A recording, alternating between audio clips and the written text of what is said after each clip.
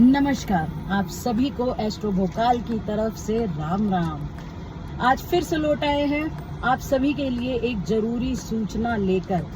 कई लोगों के प्रश्न हैं कि होलिका दहन पर क्या करें क्या ना करें। होलिका क्या अर्थ है?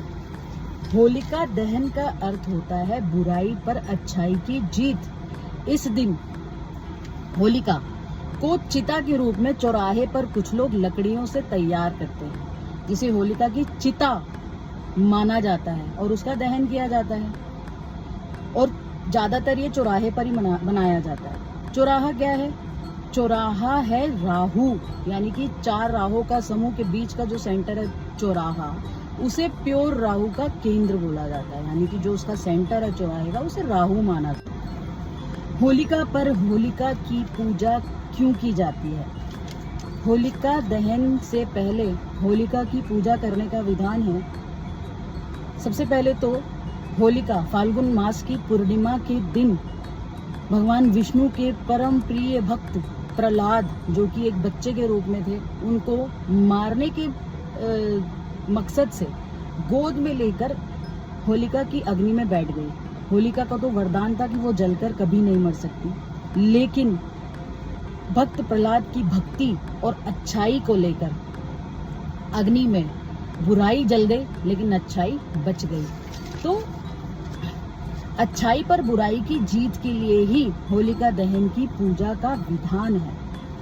हम लोग इस दिन पूजा इसलिए करते हैं ताकि हमारे जीवन की सभी बुराइयों का नाश हो और अच्छाइयों की सदैव जीत हो।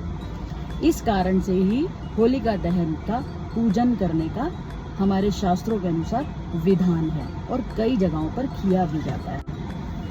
अब आते हैं सेकंड टॉपिक पर, जो सबसे जरूरी है। मेरे पास क्वेश्चंस आते हैं कि क्या हम होलिका दहन की लकड़ी को घर ले आए, क्या हम उसकी राख को घर ले आए?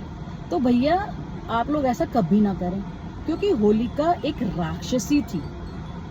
होलिका एक राक्षसी थी और उस दहन को चिता के रूप में माना जाता है। आप लोग एक राक्षसी की लकड़ी या राख को घर पर नहीं ला सकते।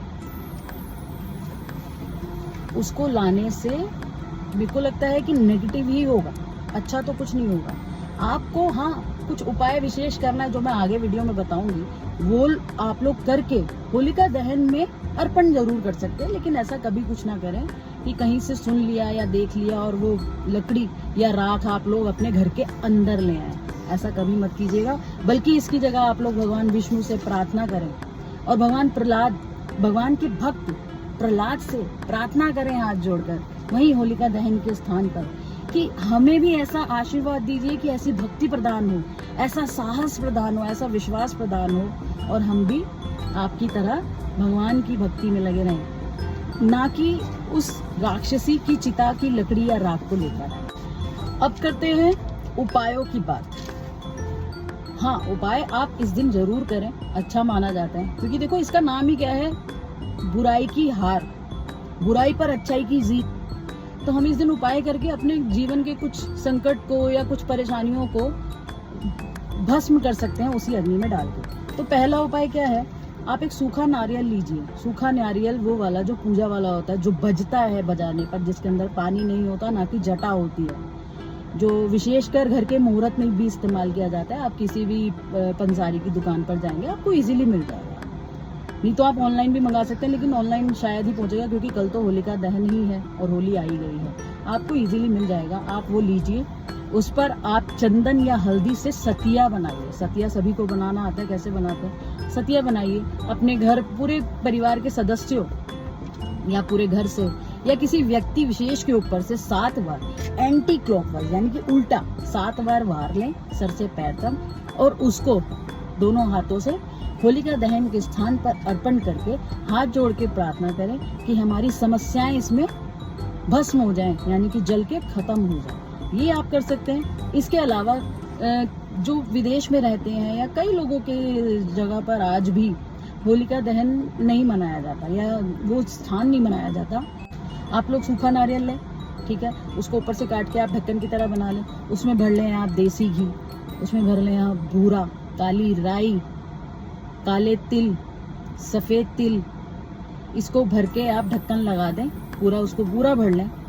डालना चाहे थोड़ा आटा भी डाल सकते हैं उसके अंदर, आप पूरा भर लें उसको और उसको बंद करके आप पीपल के पेड़ पे रख दो। यदि आपके घर पे पीपल का पेड़ भी नहीं है तो कोई पेड़ होगा, उसकी मिट्टी में थोड़ा सा गड्ढा करके आप उसमें भर दो। मेरा मेन इसको कराने का मकसद है कि जो जमीन के नीचे कीड़े मकोड़े चींटियां हैं, यानी कि जो पाताल की शक्तियां जिन्हें बोला जाता है, जो विशेषकर राहु शनि इसमें आते हैं, वो इसको खाएं। मेरा ये मेन मोटिव है।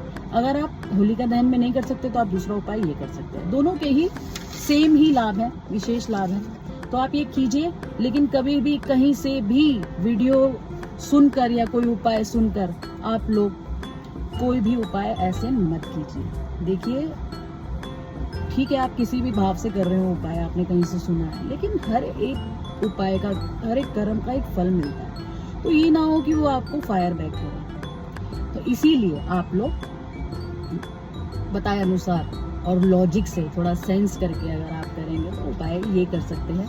इसके अलावा आप सभी को हैप्पी होली। सब लोग होली ध्यान से मनाइए, सावधानी से मनाइए, बहुत एंजॉय कीजिए, मिठाइयाँ खाइए, लेकिन सबसे पहले अपने घर के मंदिर में या घर के पास के मंदिर में सबसे पहले भगवान को चंदन या गुलाल से थोड़ा गुलाल लगाइए, शुरुआत उनसे कीजिए। उसके बाद ही आप लोग होली खेलें, ध्यान से खेलें और बहुत एंजॉय करें।